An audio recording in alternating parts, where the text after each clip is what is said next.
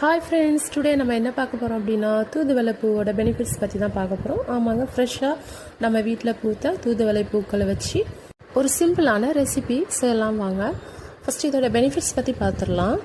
ஆமாங்க, இந்த தூதுவளை பூக்கள் கிடைச்சதுன்னா விட்டுறாதீங்க, நிறைய பெனிஃபிட்ஸ் இருக்குது. இந்த பூக்கள் வந்து நோய் எதிர்ப்பு சக்தி வந்து அதிகரிக்கும், ஜீரண சக்திக்கு வந்து ரொம்ப யூஸ்ஃபுல்லாக இருக்கும். சளி இருமலை வந்து சரி செய்யக்கூடியது, வாத பித்தத்தை வந்து சரி செய்யக்கூடியது. ஸோ சின்னவங்கலேருந்து பெரியவங்க வரைக்கும் இந்த மாதிரி தூதுவளை இலையாக இருக்கட்டும், பூவாக இருக்கட்டும், காயாக இருக்கும், அதை சாப்பிட்டு வந்தாங்க அப்படின்னா எலும்புகள் மற்றும் பற்கள் வந்து நல்லா வலுவாக இருக்கும்.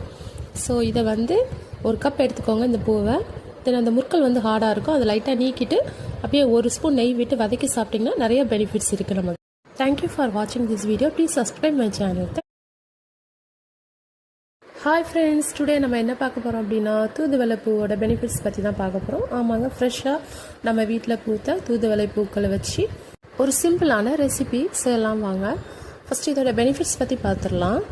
ஆமாங்க, இந்த தூதுவளை பூக்கள் கிடைச்சதுன்னா விட்டுறாதீங்க, நிறைய பெனிஃபிட்ஸ் இருக்குது. இந்த பூக்கள் வந்து நோய் எதிர்ப்பு சக்தி வந்து அதிகரிக்கும், ஜீரண சக்திக்கு வந்து ரொம்ப யூஸ்ஃபுல்லாக இருக்கும்.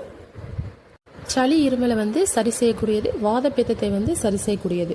ஸோ சின்னவங்கலேருந்து பெரியவங்க வரைக்கும் இந்த மாதிரி தூதுவளை இலையாக இருக்கட்டும், பூவாக இருக்கட்டும், காயாக இருக்கும், அதை சாப்பிட்டு வந்தாங்க அப்படின்னா எலும்புகள் மற்றும் பற்கள் வந்து நல்லா வலுவாக இருக்கும்.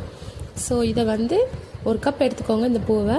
தென் அந்த முற்கள் வந்து ஹார்டாக இருக்கும், அதை லைட்டாக நீக்கிட்டு அப்படியே ஒரு ஸ்பூன் நெய் விட்டு வதக்கி சாப்பிட்டிங்கன்னா நிறைய பெனிஃபிட்ஸ் இருக்குது நமக்கு.